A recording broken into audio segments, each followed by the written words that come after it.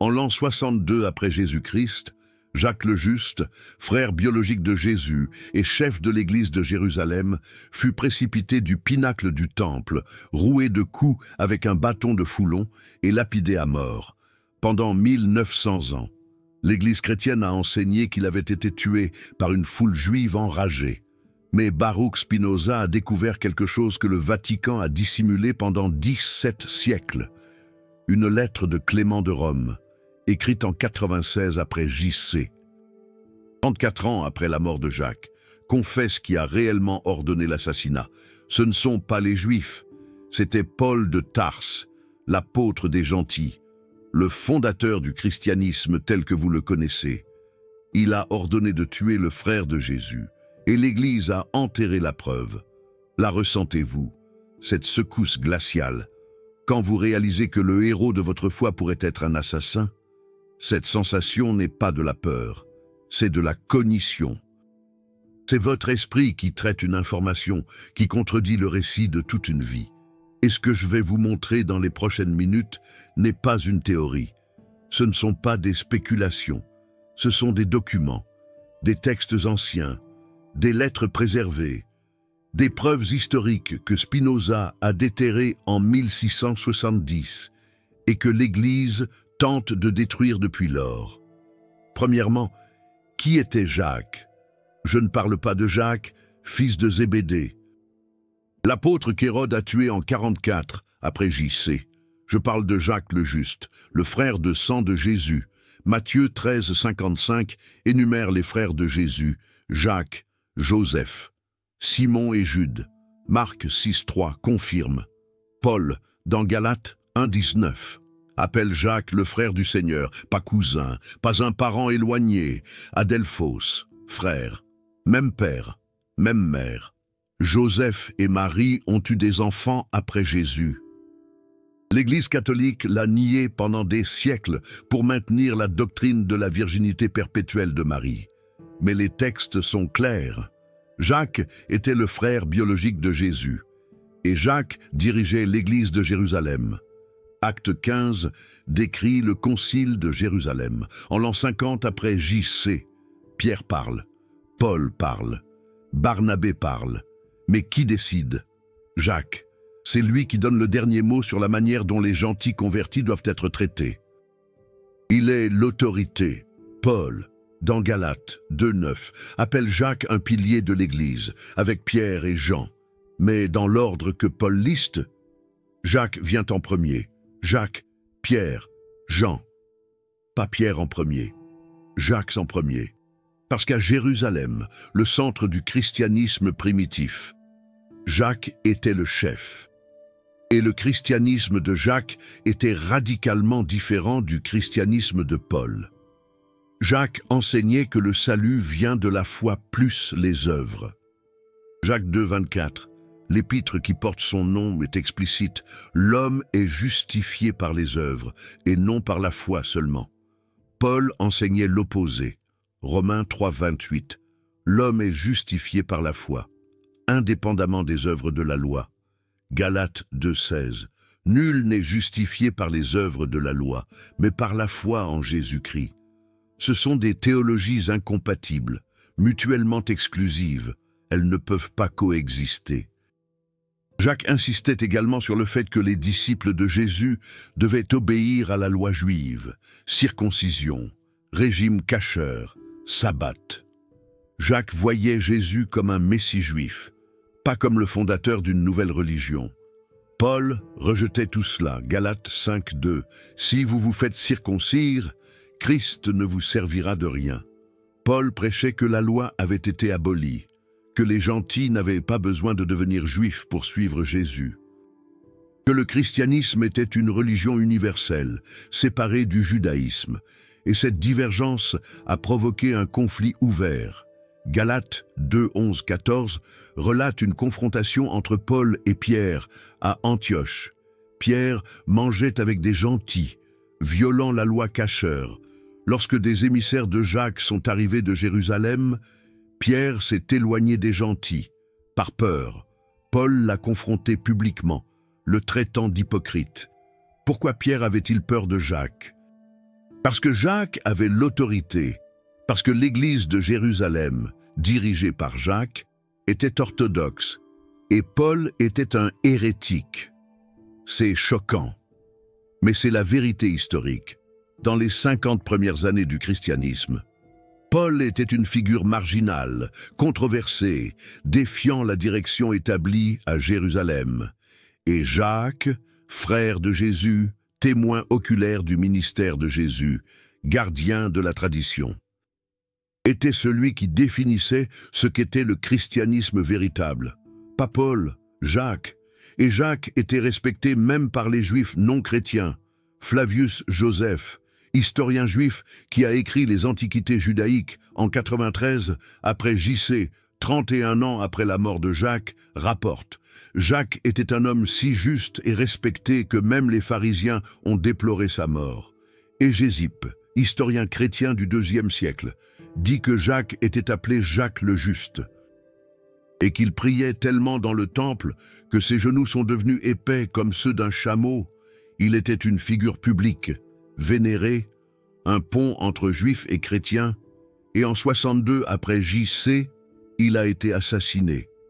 Le récit traditionnel, répété pendant des siècles, vient de Flavius Joseph et d'Hégésippe, le grand prêtre Ananias, profitant du vide de pouvoir entre la mort du procurateur romain Festus et l'arrivée de son successeur, a convoqué le Sanhédrin, a jugé Jacques pour blasphème et a ordonné son exécution.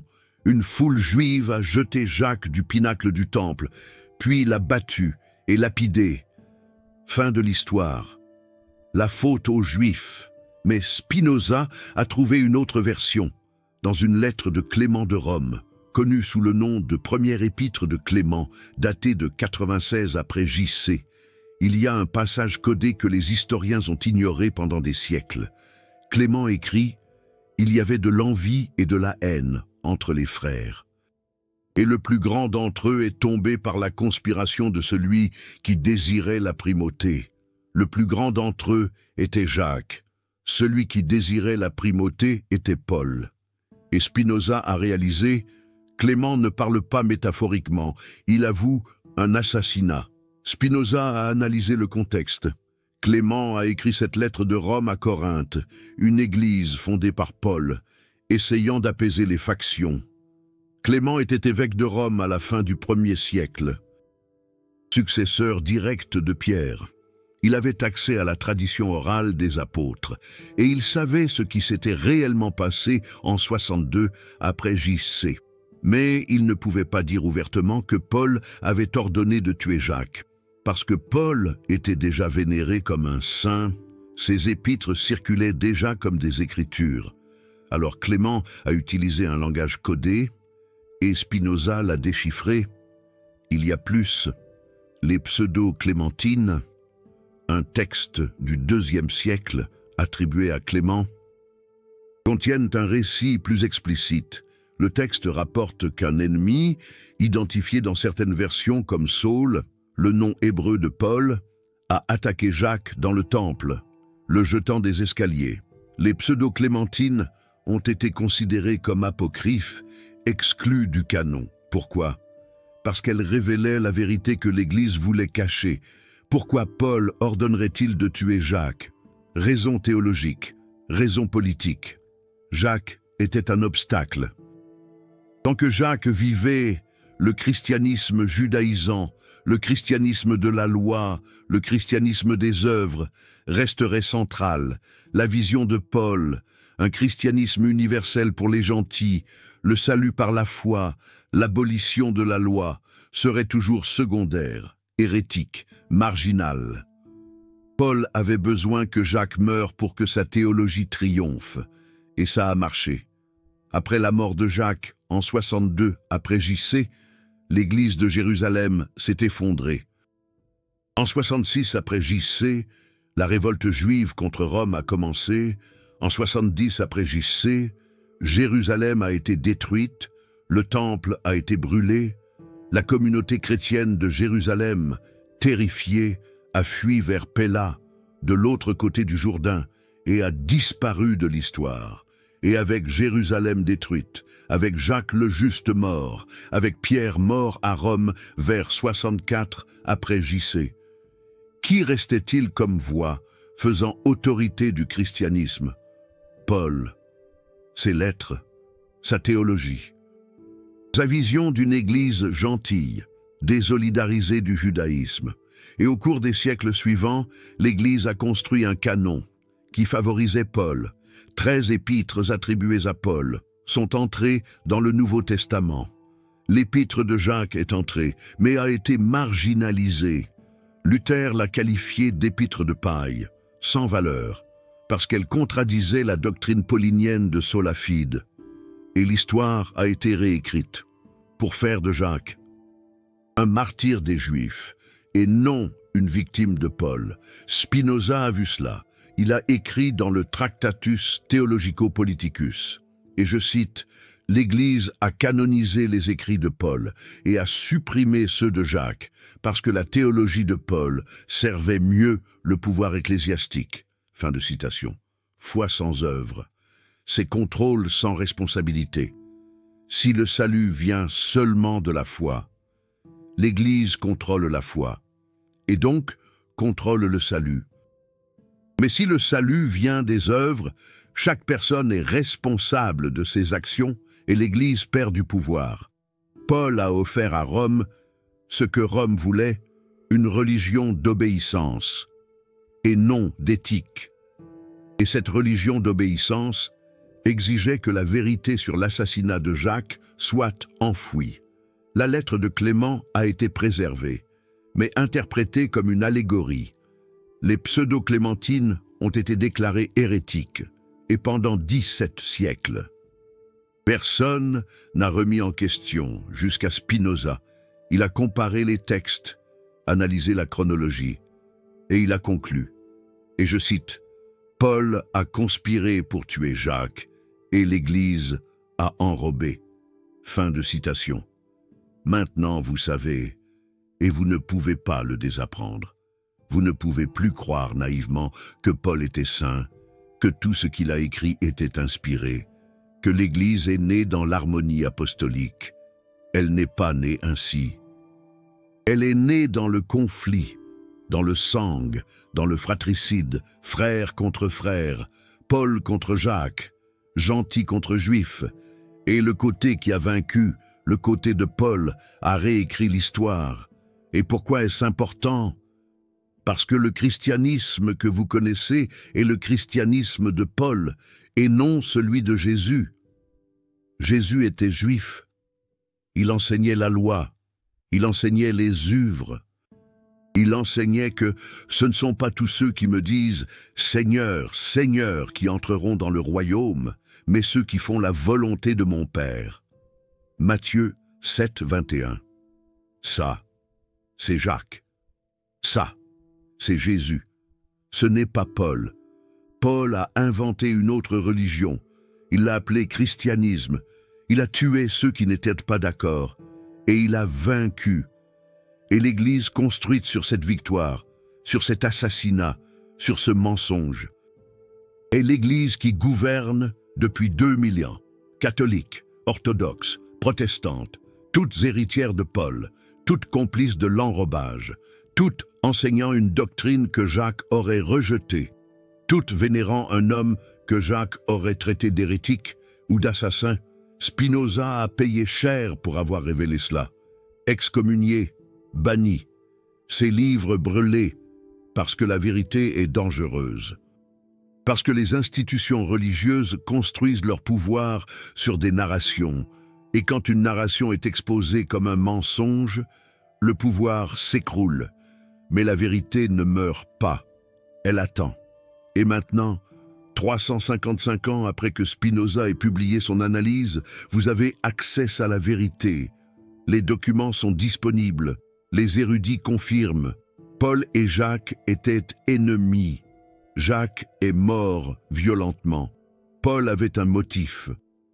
Clément a insinué et l'Église a caché. Qu'est-ce que vous en faites? C'est votre choix. Vous pouvez ignorer. Vous pouvez rationaliser. Vous pouvez dire que peu importe qui a tué qui, ce qui importe c'est la foi. Mais ça, c'est fuir.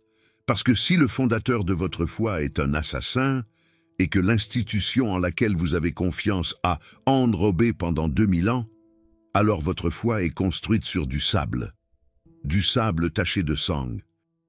Ou vous pouvez faire ce que Spinoza a fait, vous pouvez suivre la vérité, vous pouvez reconstruire la foi, si vous choisissez d'avoir la foi sur l'honnêteté et non sur le mensonge. Vous pouvez choisir le christianisme de Jacques, d'œuvre, d'éthique, de responsabilité, pas le christianisme de Paul, de foi sans action, d'obéissance aveugle, de pouvoir institutionnel. Et si cette vidéo vous a donné les outils pour penser critiquement, pour remettre en question les narrations officielles, considérez soutenir avec Super Thanks. Et si vous voulez plus d'analyses comme celle-ci, sur les conflits occultes des premiers siècles du christianisme, sur comment l'Église a réécrit l'histoire, commentez vérité, je saurai qu'il y a un public pour ça, parce qu'au final, la vérité est la seule chose qui importe, pas la tradition, pas l'autorité, pas le dogme, la vérité.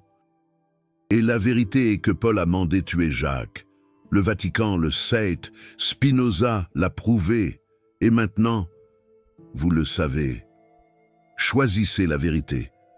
Choisissez toujours la vérité. Mais laissez-moi vous montrer exactement comment Spinoza est arrivé à cette conclusion. Ce n'était pas une supposition, c'était une analyse légale de texte. En commençant par les Actes des Apôtres, le livre qui est censé raconter l'histoire harmonieuse de l'Église primitive. Luc a écrit les actes des décennies après les événements, probablement entre 80 et 90 après JC, et il avait un agenda clair, montrer le christianisme comme un mouvement unifié, dirigé pacifiquement par Pierre et Paul ensemble. Mais quand vous lisez attentivement, les fissures apparaissent. Actes 21, 17, 26 relate la dernière visite de Paul à Jérusalem, peu avant son arrestation. Paul rencontre Jacques et les anciens, et Jacques dit quelque chose de révélateur. Et je cite, « Tu vois, frère, combien de milliers de Juifs ont cru, et tous sont zélés de la loi. Et ils ont été informés à ton sujet que tu enseignes à tous les Juifs parmi les gentils à s'éloigner de Moïse, en disant qu'ils ne doivent pas circoncire leurs enfants ni marcher selon les coutumes. » Fin de citation. Acte 21, 20, 21. Ça, c'est une accusation. Jacques est en train de dire « Paul, tu es hérétique. Tu enseignes contre la loi et des milliers de Juifs chrétiens. Mes adeptes sont furieux contre toi. Et que propose Jacques? Que Paul aille au temple, participe à un rituel de purification avec 4 hommes qui ont fait un vœu naziréen, paient leurs dépenses et montrent publiquement qu'ils respectent la loi. Actes 21, 23, 24.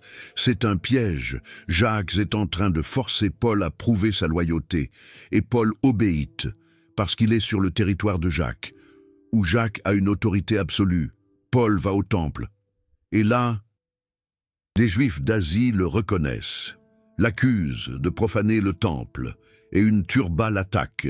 Les Romains le sauvent, l'arrêtent, et éventuellement le mènent à Rome, où il sera exécuté des années plus tard. Les Actes racontent cela comme si c'était un accident, des Juifs fanatiques attaquant Paul spontanément. Mais Spinoza a demandé « Qui a averti les Juifs d'Asie que Paul était dans le temple ? Comment savait-il le moment exact ?» Réponse « Jacques. » Ou des alliés de Jacques. Ils ont monté un plan pour que Paul soit exposé, attaqué, retiré. Ils n'ont pas tué Paul directement, parce que les Romains étaient présents. Mais ils ont obtenu ce qu'ils voulaient. Paul hors de Jérusalem, prisonnier, neutralisé, et 1 an plus tard, Jacques est mort, 62 après JC. Paul est prisonnier à Césarée, en attendant son jugement. Jacques est à Jérusalem. Festus, le procurateur romain, meurt. Il y a un vide de pouvoir. Et soudain, Ananias, le grand prêtre, convoque le Sanhédrin et condamne Jacques. Pourquoi? Flavius Joseph dit qu'Ananias était sadducéen, membre d'une faction qui ne croyait pas en la résurrection, et Jacques prêchait la résurrection de Jésus. Donc Ananias l'a tué. C'est aussi simple que cela, mais Spinoza a perçu des incohérences. Flavius Joseph rapporte que les pharisiens, rivaux des Sadducéens, furent indignés par l'exécution de Jacques le Juste et envoyèrent une délégation à Agrippa II, roi de Judée, demandant qu'Ananias soit destitué, et Agrippa accéda à leur requête. Ananias perdit son poste de grand prêtre 3 mois après avoir tué Jacques. Si Ananias a agi par haine religieuse, pourquoi les pharisiens, également juifs, ont-ils défendu Jacques? Parce que Jacques était respecté, parce qu'il ne constituait pas une menace pour le judaïsme. Il était un pont. Alors, qui voulait vraiment la mort de Jacques? Qui en a bénéficié? Paul de Tarse. Et qui avait les relations nécessaires pour manipuler Ananias? Paul avait des amis à Rome. Il était citoyen romain. Il avait accès à des réseaux de pouvoir. Et Ananias, en tant que grand prêtre, était nommé par Rome, dépendant de faveurs politiques. Spinoza a spéculé, en se basant sur des schémas historiques. Paul, par le biais d'intermédiaires, a offert quelque chose à Ananias, la protection romaine, des faveurs futures ou simplement une information. Jacques est un problème. Éliminez-le, et vous aurez le soutien de factions chrétiennes gentilles. Et Ananias exécuta, littéralement. Mais il a été trop rapide, trop négligent. Il n'a pas attendu l'arrivée du nouveau procurateur. Il n'a pas consulté Rome de manière appropriée. Et lorsque le contre-coup est arrivé, de la part des pharisiens, des juifs modérés, des citoyens qui respectaient Jacques, Agrippa n'a pas eu le choix. Il a démis Ananias de ses fonctions, mais Jacques était déjà mort.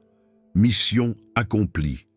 Et Paul, il a été jugé à Rome, acquitté, libéré vers 63, après JC. La tradition dit qu'il a voyagé, prêché davantage, et a été de nouveau arrêté et exécuté par Néron en 67 après JC. Mais entre 63 et 67, Paul a eu 4 années libres, et pendant cette période, il a consolidé son pouvoir.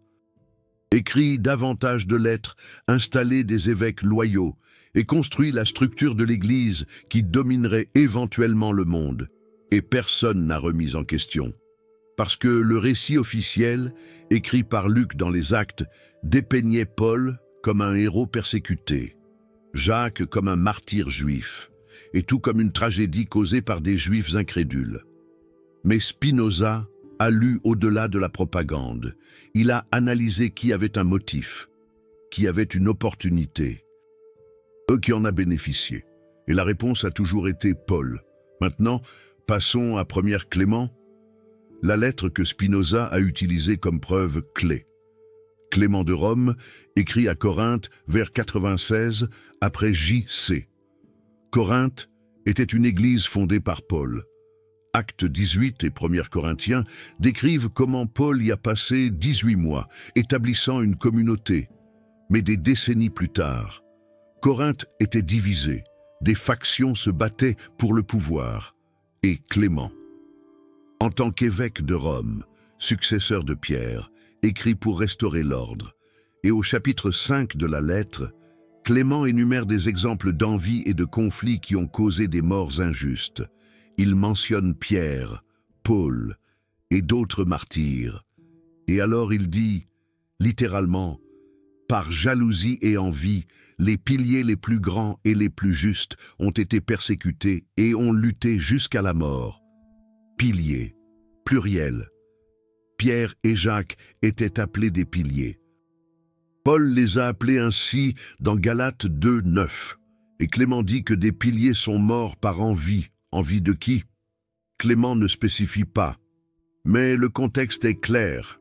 Il écrit à une église paulinienne, défendant l'autorité romaine, mettant en garde contre les factions, et il admet de manière codée que des chefs apostoliques sont morts, non pas par persécution externe, mais par conflit interne, envie entre frères. Et envie est le mot que Clément utilise spécifiquement pour décrire la haine de Paul envers Jacques, parce que Paul désirait la primauté que Jacques possédait. Spinoza a relié les points. Clément connaissait la vérité, mais il ne pouvait pas le dire ouvertement, sans détruire la légitimité de l'Église.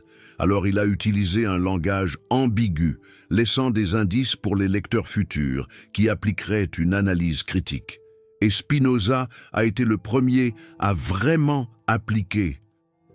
Les pseudo-clémentines, textes du IIe siècle, sont encore plus explicites. Le texte fait partie de la littérature pseudo-clémentine, des œuvres attribuées à Clément, mais probablement écrites par des communautés judéo-chrétiennes qui conservaient des traditions hostiles à Paul. Les pseudo-clémentines rapportent que Saul, avant de devenir Paul, a attaqué Jacques physiquement dans le temple. Le texte dit « L'ennemi, mu par la fureur, a incité la foule et a jeté Jacques des escaliers du temple, et il a été laissé pour mort. » L'Église a déclaré ce texte apocryphe, non canonique, hérétique. Pourquoi? Parce qu'il révélait que Paul et Jacques étaient des ennemis physiques, violents, parce qu'ils détruisaient le mythe de l'harmonie apostolique. Et alors, les pseudo-clémentines ont été bannies, brûlées, oubliées. Des copies ont survécu dans des monastères obscurs, redécouvertes par des érudits au XIXe siècle. Et lorsqu'elles sont lues aujourd'hui, elles confirment ce que Spinoza suspectait. Il y avait une guerre entre Paul et Jacques, et Paul a gagné parce que Jacques est mort. Mais la preuve la plus dévastatrice vient des propres lettres de Paul. Galates 2, 11, 21 est une confession involontaire. Paul décrit une confrontation avec Pierre à Antioche. Pierre mangeait avec les gentils, ignorant les lois cacheurs. Des émissaires de Jacques sont arrivés, Pierre s'est éloigné et Paul a explosé. Il écrit « Je lui ai résisté en face, parce qu'il était répréhensible ». Galates 2, 11. Paul a traité Pierre d'hypocrite publiquement. Pourquoi? Parce que Pierre avait peur de Jacques. Galates 2, 12 est explicite. Avant que certains ne viennent de la part de Jacques, il mangeait avec les païens, mais quand ils sont venus, il s'est retiré et s'est séparé, au craignant ceux de la circoncision. Pierre avait peur de Jacques, et Paul était furieux parce que l'autorité de Jacques annulait l'influence de Paul. Alors Paul a écrit Galates, une lettre entière consacrée à attaquer les judaïsants, les personnes qui exigeaient que les gentils suivent la loi. Et qui étaient les judaïsants? Les disciples de Jacques. Paul appelle ses émissaires de faux frères. Galates 2, 4. Il dit qu'ils se sont infiltrés pour espionner la liberté que nous avons en Christ. Paul traite les représentants de Jacques d'espions, d'ennemis, de faux. Et alors, dans Galates 5, 12, Paul écrit quelque chose de choquant, que ceux qui vous troublent se mutilent. Paul souhaite la mutilation génitale à ses opposants. Qui sont ceux qui troublent? Les judaïsants, les disciples de Jacques. Paul souhaite qu'ils se castrent. Ce n'est pas un langage de frères en Christ. C'est un langage de guerre, et la guerre est ce qui s'est passé. Guerre théologique, guerre pour le contrôle du récit. Et lorsque les arguments n'ont pas suffi, guerre physique. Jacques est mort, et la théologie de Paul a gagné. Mais pourquoi l'Église a-t-elle choisi Paul? Pourquoi a-t-elle canonisé ses lettres et marginalisé Jacques? Parce que Paul offrait ce que Jacques n'offrait pas, une religion sans exigence éthique difficile. Paul disait que le salut vient de la foi, pas des œuvres. Romains 3, 28, Éphésiens 2, 8, 9. C'est pratique, parce que cela signifie que vous pouvez croire et être sauvé, indépendamment de la façon dont vous vivez. Jacques disait le contraire.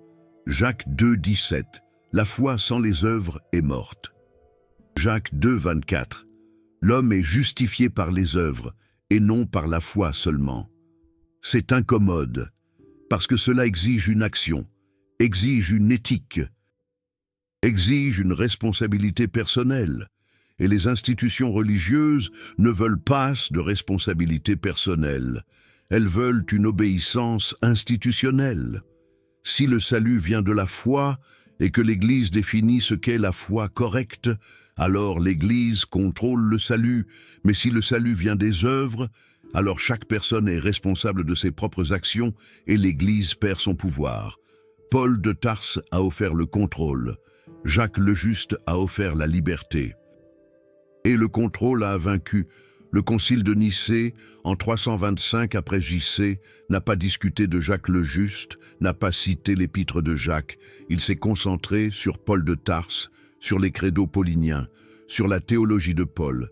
Et quand Martin Luther a initié la réforme protestante en 1117, il a attaqué l'épître de Jacques explicitement.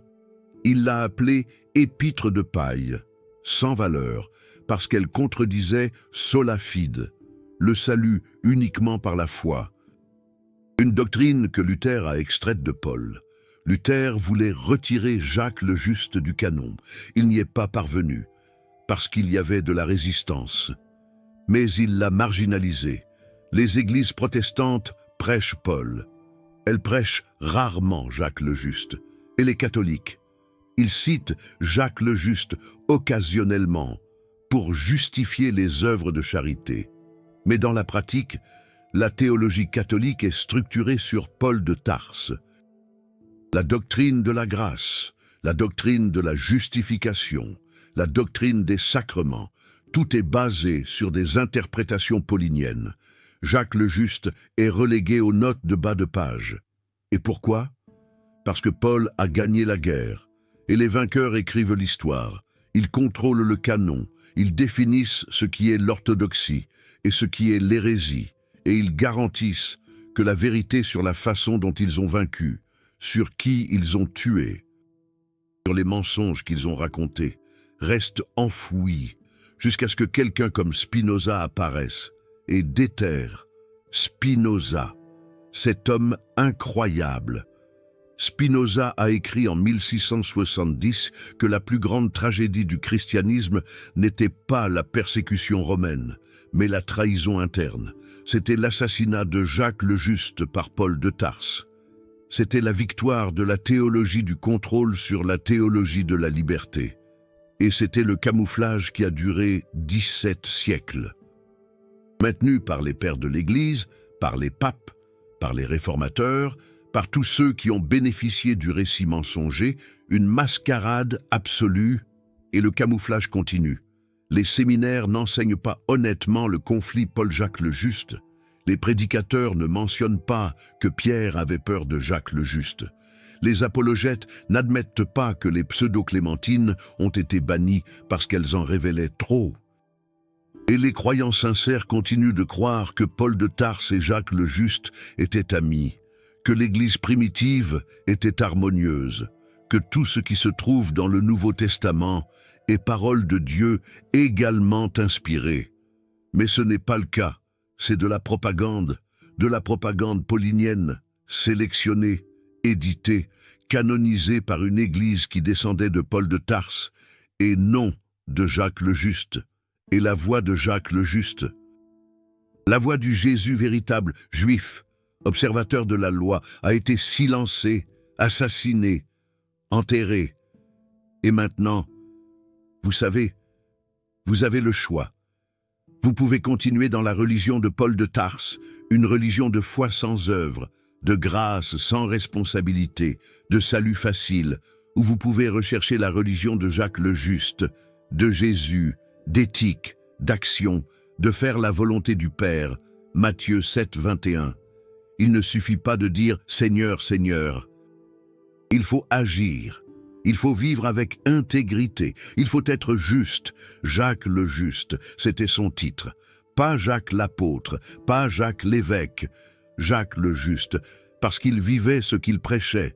Et c'est pour cela qu'il a été tué par Paul de Tarse, qui prêchait autre chose, qui prêchait la convenance, qui prêchait le pouvoir. Et l'Église construite sur l'assassinat de Jacques le Juste règne depuis 2000 ans. et s'appelle elle-même sainte.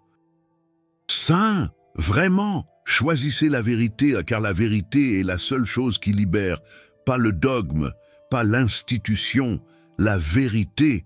Et la vérité est que Paul de Tarse est un assassin et que l'Église est complice. Elle l'a toujours été. Mais qu'est-il arrivé aux disciples de Jacques le Juste après sa mort? Ils n'ont pas disparu immédiatement. Ils ont continué.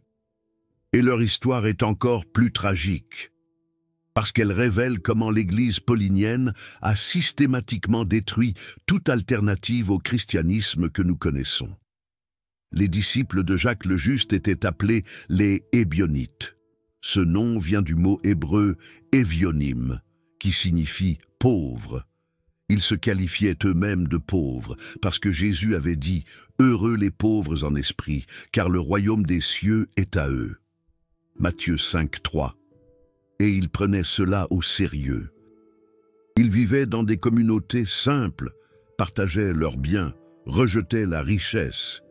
Acte 2, 44, 45 décrit exactement cela. Tous ceux qui croyaient étaient ensemble et avaient tout en commun. Ils vendaient leurs propriétés et leurs biens et les partageaient avec tous, selon les besoins de chacun. C'était le christianisme de Jérusalem, le christianisme de Jacques le Juste, le christianisme des Ébionites, et ils rejetaient Paul de Tarse complètement. Les documents ébionites qui ont survécu, comme les ascensions de Jacques le Juste et des parties des pseudo-clémentines, appellent Paul de Tarse l'homme ennemi, l'apostat de la loi, le faux prophète. Ils accusaient Paul de Tarse de déformer les enseignements de Jésus, d'abolir la loi que Jésus était venu accomplir, de créer une nouvelle religion pour les gentils qui n'avait rien à voir avec le messianisme judaïque. Et ils avaient raison. Parce que Jésus a dit explicitement dans Matthieu 5, 17, « Ne pensez pas que je suis venu abolir la loi ou les prophètes. Je ne suis pas venu abolir, mais accomplir. » Jésus enseignait l'obéissance à la loi. Paul de Tarse enseignait l'abolition de la loi. Ils sont incompatibles. Les Ébionites rejetaient également la naissance virginale. Ils enseignaient que Jésus était le fils biologique de Joseph et Marie, un homme juste choisi par Dieu, adopté comme fils lors du baptême. C'était la christologie primitive, préservée dans Marc, l'évangile le plus ancien, qui ne mentionne pas la naissance virginale et qui commence avec le baptême. Et c'était la théologie de Jacques le Juste, mais l'Église paulinienne a déclaré cela hérésie, adoptionnisme. Ont-ils appelé cela, et ils ont brûlé les textes. Les Ébionites ont continué d'exister pendant des siècles. Des communautés en Transjordanie, en Syrie, dans des parties isolées de l'Empire romain. Mais ils étaient persécutés. Des pères de l'Église, comme Irénée au IIe siècle, Origène au IIIe siècle, Épiphane au IVe siècle, ont écrit des traités contre les Ébionites, les qualifiant d'hérétiques, de judaïsants, d'ennemis de la vraie foi. Et vraie foi signifiait la foi paulinienne, la foi en la divinité de Jésus depuis sa naissance, la foi dans le salut par la grâce et non par les œuvres, la foi en une église institutionnelle et non en des communautés égalitaires. Et au XXe siècle, les Ébionites ont disparu, pas parce qu'ils ont cessé de croire, mais parce qu'ils ont été extingués, détruits physiquement. Les conciles impériaux, soutenus par les armées romaines, ont chassé les hérétiques. Ils ont brûlé les livres, ils ont démoli les synagogues judéo-chrétiennes et ils ont garanti qu'aucune alternative au christianisme paulinien ne survive. Et cela a fonctionné pendant 1500 ans. Personne ne savait qu'il existait un christianisme différent, le christianisme de Jacques le Juste, le christianisme originel, jusqu'à ce que des manuscrits soient redécouverts. Au XIXe siècle, des archéologues ont trouvé des fragments. Au XXe siècle, les manuscrits de la Mer Morte ont apporté d'autres preuves. Et des érudits ont commencé à reconstruire l'histoire réelle. Et ils ont réalisé que l'Église a menti. Il y avait des christianismes, au pluriel. Et celui qui a vaincu n'était pas le plus ancien, n'était pas le plus fidèle à Jésus, mais celui qui était le plus utile à l'Empire romain. Constantin a choisi le christianisme paulinien en 312, après J.C., parce que Paul prêchait l'obéissance à l'autorité. Romains 13, 1-2. Il n'y a point d'autorité qui ne vienne de Dieu, et les autorités qui existent ont été instituées de Dieu. C'est pourquoi celui qui s'oppose à l'autorité résiste à l'ordre que Dieu a établi. Et ceux qui résistent attireront une condamnation sur eux-mêmes. C'est de la propagande politique, et Spinoza l'avait compris. Paul a écrit ça, pour s'assurer que les chrétiens ne défient pas Rome. Et Rome a adoré ça. Une religion qui enseigne la soumission, qui dit que les autorités sont instituées par Dieu. C'est l'outil parfait de contrôle impérial. Jacques le Juste n'a jamais écrit ça. Jacques a écrit « Vous, les riches, pleurez et lamentez-vous. À cause des malheurs qui vont vous arriver. » Jacques 5.1, Jacques a écrit contre l'oppression, contre l'exploitation, contre l'accumulation de richesses. Jacques 5.4, voici le salaire des ouvriers qui ont moissonné vos champs et dont vous les avez frustrés, crie, ça ne sert pas les empires, ça défie les empires.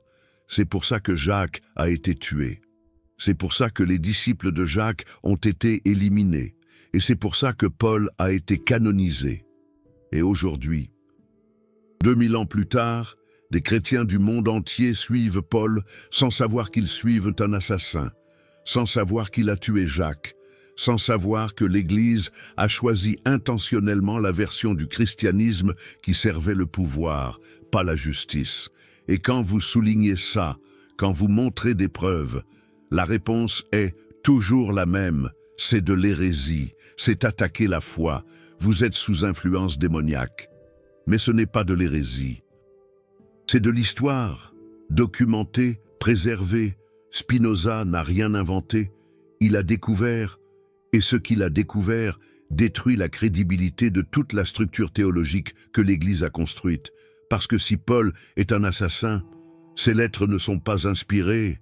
Si l'Église a couvert un assassinat, l'Église n'est pas sainte.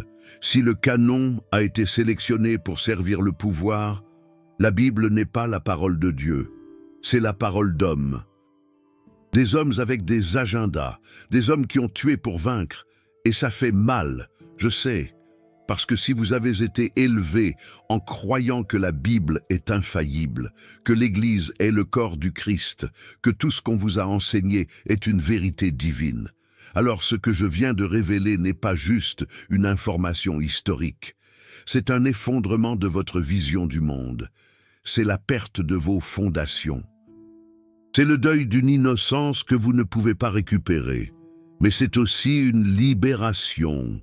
Parce qu'une fois que vous savez que l'Église a menti, que Paul a tué, que le christianisme aurait pu être différent, plus éthique, plus juste, plus fidèle à Jésus, vous êtes libre de construire quelque chose de nouveau. Vous n'avez pas besoin de rejeter Jésus. Vous pouvez rejeter Paul. Vous n'avez pas besoin de rejeter la foi. Vous pouvez rejeter l'institution. Vous n'avez pas besoin de rejeter la spiritualité. Vous pouvez rejeter le dogme construit sur un assassinat. Et peut-être, juste peut-être, vous pourrez ressusciter Jacques. Pas littéralement, mais philosophiquement, vous pouvez vivre ce que Jacques a prêché. La foi avec des œuvres, l'éthique avec l'action, la justice avec l'intégrité. Vous pouvez dire non au salut facile de Paul et oui à la responsabilité difficile de Jacques. Et vous pouvez honorer la mémoire de l'homme qui a été tué parce qu'il a refusé de compromettre la vérité. Jacques le Juste, père de Jésus, chef de l'Église de Jérusalem, gardien de la loi, martyr de la justice, assassiné par Paul, oublié par l'histoire. Mais plus maintenant, parce que maintenant, vous savez, et la connaissance, c'est le pouvoir de choisir, le pouvoir de rejeter les mensonges, le pouvoir de vivre la vérité. Et la vérité, c'est que Paul est un assassin, L'Église est complice, et le christianisme que nous connaissons est construit sur un fratricide, sur un camouflage, sur 2000 ans de propagande. Mais vous n'avez pas besoin de perpétuer ça. Vous pouvez arrêter, vous pouvez questionner, vous pouvez chercher le christianisme qui a été assassiné, le christianisme de Jacques, de Jésus, de justice. Et si cette vidéo vous a aidé à voir ça, si elle vous a donné le courage de penser critiquement à votre foi, pensez à soutenir la chaîne avec Super Thanks. Créer ce genre de contenu est dangereux. Les institutions religieuses n'aiment pas quand des vérités cachées sont révélées, mais quelqu'un doit le faire. Et si vous voulez plus d'analyses comme ça sur les crimes cachés de l'Église primitive, sur les textes qui ont été bannis, sur la véritable histoire du christianisme, commentez Jacques ici en bas. Je saurai qu'il y a une audience qui valorise la vérité plus que le confort, parce que Spinoza a payé le prix pour avoir dit la vérité, l'excommunication, la solitude, la pauvreté. Il est mort à 44 ans, seul, malade, oublié, mais il ne s'est pas tu, il a écrit, il a documenté, il a laissé la vérité pour les générations futures, pour vous, pour moi, pour tous ceux qui refusent de vivre dans le mensonge. Et maintenant, le choix est vôtre. Vous pouvez fermer cette vidéo, vous pouvez oublier ce que vous avez entendu, vous pouvez retourner à l'église dimanche, chanter des hymnes, écouter des sermons sur Paul et faire semblant que rien n'a changé. Ou vous pouvez embrasser la dissonance, vous pouvez enquêter, vous pouvez lire Galates 2 et voir par vous-même la haine de Paul pour Jacques. Vous pouvez lire Jacques 2 et voir par vous-même comment la théologie de Jacques contredit Paul. Vous pouvez lire les pseudo-clémentines et voir par vous-même comment les communautés primitives ont accusé Paul d'assassinat. Et vous pouvez décider que vous ne serez plus complice du camouflage, que vous allez honorer Jacques, que vous allez vivre la justice, que vous allez choisir la vérité. Toujours, toujours choisissez la vérité. Parce qu'à la fin, quand vous regarderez en arrière, la seule chose qui compte, ce n'est pas combien de fois vous êtes allé à l'église. Ce n'est pas combien de prières vous avez faites. Ce n'est pas combien vous avez cru.